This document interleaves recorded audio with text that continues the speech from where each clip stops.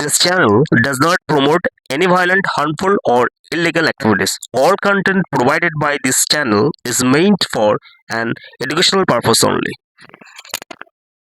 নমস্কার বন্ধুরা, all in one YouTube চ্যানেলে তোমাদের সকলকে স্বাগত। তো বন্ধুরা, কাঞ্চন মল্লিক আমাদের টলিউড ইন্ডাস্ট্রির অর্থাৎ যে আমাদের বাংলা ইন্ডাস্ট্রির একজন সুনামধন্য এবং খ্যাতনামা কমেডিয়ান যাকে বলা হয়। হ্যাঁ, অর্থাৎ তিনি হচ্ছে বিভিন্ন মানুষকে হাসানোর যে চরিত্র অভিনয় করেন সমস্ত ফিল্মে, এবং ভালো চরিত্র অভিনয় করেন এবং তার ভালো সুনাম রয়েছে। কিন্তু যাই হোক বন্ধুরা, প্রত্যেকটা মানুষের সবকিছুতে যাওয়ার একটা অধিকার রয়েছে।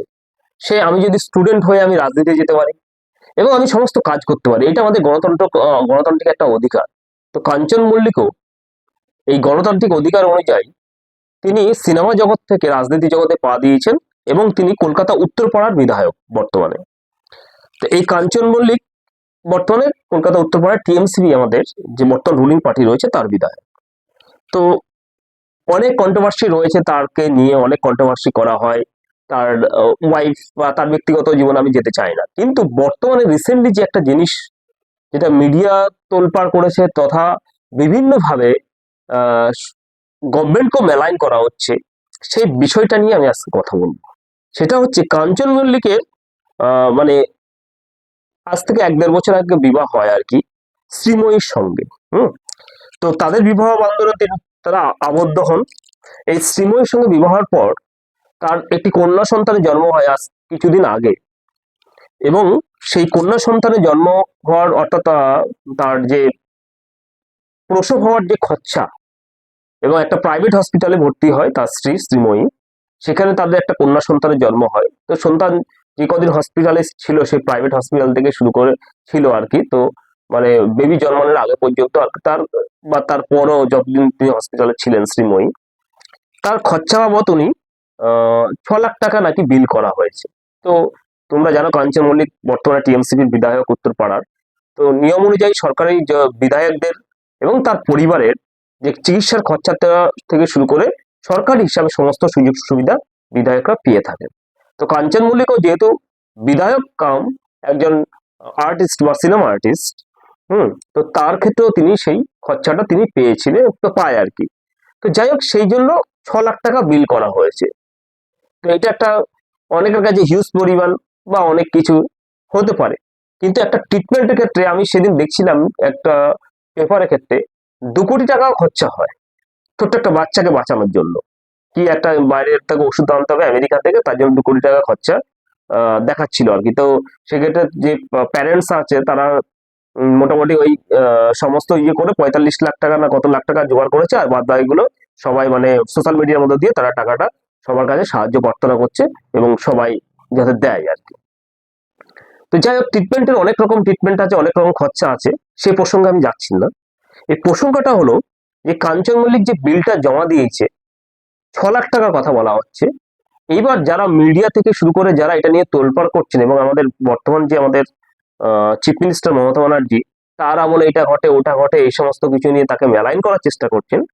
আমি বলবো যে যে মিডিয়া এবং যারা এই সমস্ত কিছু করছেন তাদেরকে বলবো, আপনারা এই জিনিসটা না জেনে, আপনারা কি ডাক্তার বা আপনারা কি মেডিকেল কোনো কি বলবো সিস্টেমের সঙ্গে জড়িত আছেন কি, যে কাঞ্চন মল্লিক তার বেবি হওয়ার জন্য কত টাকা খরচা করেছে, সেক্ষেত্রে কি মমতা ব্যানার্জি কি দায়ী করছেন? মমতা ব্যানার্জি কি দায়ী?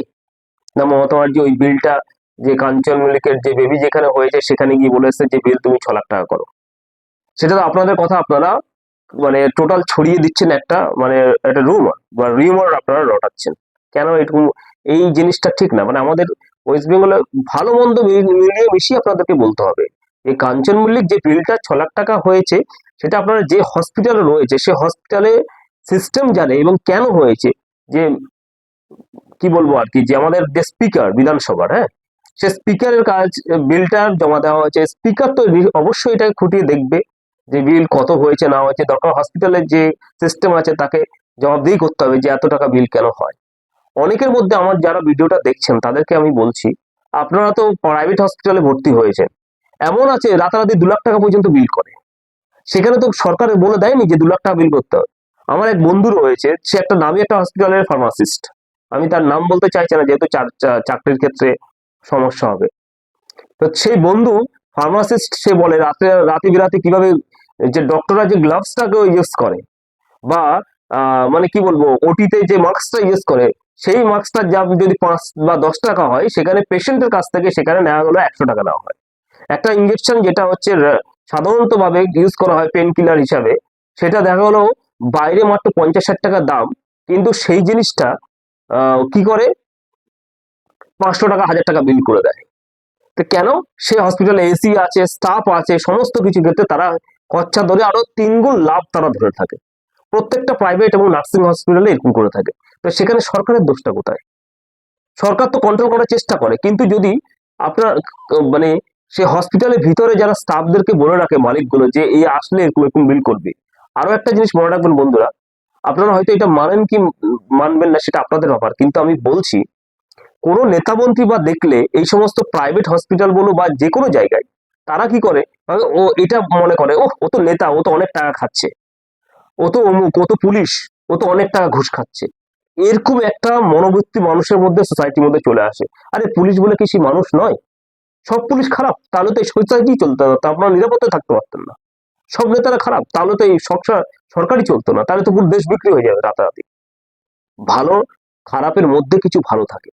আমি বলছি না যে সরকারের কোনো কিছু দোষ নেই, দোষ আছে, যে দোষটা রয়েছে আমি তুলে ধরছি, সমস্ত কিছু ক্ষেত্রে আমি তুলে ধরবো, সেক্ষেত্রে আমার যা হওয়ার হবে। কিন্তু সরকারের ভালো দিকটাও আমি কিন্তু তুলে ধরবো। এই যে হসপিটালে যে আপনার আহ, সরকারি হসপিটালে, আগে সরকারি হসপিটালে আমরা সিপিএম এর সময় তো দেখতাম, আমরা এখন ছোট ছিলাম, মনে হচ্ছে প্রত্যেকটা হসপিটাল শ্মশান কবরস্থান ছিল, যেখানে নোংরা নাগড়ি অবস্থা হয়ে থাকতো, কোনো মানে ট্রিটমেন্ট ছিল না। এখন প্রত্যেকটা সরকারি হসপিটালে যান, এমআরআই থেকে শুরু করে সমস্ত কিছু রয়েছে। বর্তমান আমাদের সরকার যে মাননীয় মুখ্যমন্ত্রী মমতা ব্যানার্জি, সমস্ত জায়গায় এমআরআই মেশিন থেকে শুরু করে সিটি স্ক্যান সবকিছু দিয়েছে, ব্লাড টেস্ট হচ্ছে। এইবার এত মানুষ আমাদের ওয়েস্ট বেঙ্গলে, প্রায় 10 কোটি মানুষ, সেই যুগে অনুযায়ী ডক্টর নার্স, এই ম্যান পাওয়ার কত নিয়োগ করবে সরকার? তবুও তো প্রত্যেকটা সরকারি হসপিটাল এখন এভেলেবেল ট্রিটমেন্ট পাচ্ছে। আগে মানুষ কোনো ট্রিটমেন্ট পেত না। কিন্তু এখন মানুষের একটা বাবা হয়ে গেছে, মানুষ অলস হয়ে গেছে। মানুষ কি করতে চায়? সরকারি হসপিটাল লাইন দিয়ে ডাক্তার দেখাতে চায় না। প্রাইভেটে দেখা গেলো কম যোগ্যতা সম্পূর্ণ ডাক্তার বা কোয়াক ডাক্তার, যা কিছু আছে ফেক একটা ডিগ্রি রেখে দিল, তার কাছে প্রাইভেটে 500 টাকা ভিজিট দিয়ে ডাক্তার দেখালো। কিন্তু গভর্নমেন্টে যে ভালো ডাক্তার রয়েছে, হ্যাঁ, সব তো জুনিয়র ডাক্তার নয়, যারা মানে কি বলবো আউটডোরে ডাক্তারগুলো দেখায়, তাদের জুনিয়র ডাক্তার সঙ্গে একটা সিনিয়র ডাক্তার 2-3টে থাকে। তো সেইখানে তারা মানুষ ট্রিটমেন্ট করতে দেখতে চায় না, কারণ আমার সময় লাগবে, মোবাইলে সময় নষ্ট করতে পারবে, অন্য বাজেভাবে সময় নষ্ট করতে, কিন্তু নিজের ট্রিটমেন্ট করার জন্য সরকারি হসপিটাল তারা লাইন দিতে চায় না, যেখানে অন্তত ভালো ডাক্তারগুলো আছে। সে আপনারা প্রাইভেট যান আর যেখানে যান, সেই প্রাইভেট হসপিটালের ডাক্তাররা কোথাকার ডাক্তার? সেই গভর্নমেন্ট হসপিটালের বড় বড় প্রফেসররা গিয়ে ওখানে ট্রিটমেন্ট করে। তো সরকার তো চেষ্টা করছে না। এবার মানুষের মানসিকতা, ডাক্তারদের মধ্যে সব যে ভালো আছে তা নয়, খারাপ মন্দ, নার্সের মধ্যে খারাপ ভালো সব মিলিয়ে মিশিয়ে আছে। তো মানসিকতা, সেই মানসিকতা তো পরিবর্তন করতে হবে। সরকার তো প্রচুর টাকা দিচ্ছে হসপিটালের ক্ষেত্রে, ডাক্তারদের কি স্যালারি দিচ্ছে না গভর্নমেন্ট? এবার সেই ক্ষেত্রে সেই যদি ডিউটি আওয়ার্সে কোথায় চলে যায়, এবং হসপিটালের মধ্যে নিজের একটা সেটিং করে রাখে ডাক্তারদের মধ্যে দিয়ে বা নার্সের মধ্যে দিয়ে, তাহলে সেখানে মমতা দিদি কি করবে? মমতা দিদি চেষ্টা করছে যে এই যে সিস্টেমটাকে পরিবর্তন করার জন্য, কিন্তু একদিন সিস্টেম পরিবর্তন হয় না। তো বন্ধুরা বলবো, আজকে যে কাঞ্চন মল্লিককে নিয়ে মানুষ যে এত মাতামাতি করছে, সেটা ঠিক না। কারণ একজন, সে তার একটা মেয়ে সন্তানের জন্ম দিয়েছে, কাঞ্চন মল্লিকের স্ত্রী। সেই মেয়েটা পরবর্তীকালে যখন বড় হয়ে যাবে, বড় হয়ে তখন দেখবে যে তার একটা মানে আহ, জন্ম নিয়ে যদি এতটা মানে নোংরামি চলতে থাকে, তাহলে সেই মেয়েটা পৃথিবীর মানে বড় হওয়ার আগেই তো তাকে মানে মানুষ সোসাইটি শেষ করে দিচ্ছে। এই জিনিসটা মানুষের মানসিকতা পরিবর্তন করতে হবে। কারণ যদি কাঞ্চন মল্লিক যে এইভাবে কোনো বিল যেটা করেছে, সেটা হচ্ছে হসপিটালের বিল, সেটা স্পিকার দেখবে, দেখে তারপর জাজমেন্ট করে তারপর বিলটা পে করবে, তার আগে তো বিলটা এইভাবে পে করে না। কিন্তু মিডিয়াতে যেভাবে এটাকে মানে হইচই হল হুল্লার করা যায়, সরকারের বদনাম, সরকার বলে দিচ্ছে, সরকারের ফেক ইয়ে করছে। হ্যাঁ, আরে সরকারটা চালাই তো সাধারণ মানুষ, সাধারণ মানুষ। আমরা যারা বলছি, আপনারা দূর থেকে অনেক হইচই হইচই সবাইকে নেতা মন্ত্রীদেরকে গালাগালি করুন।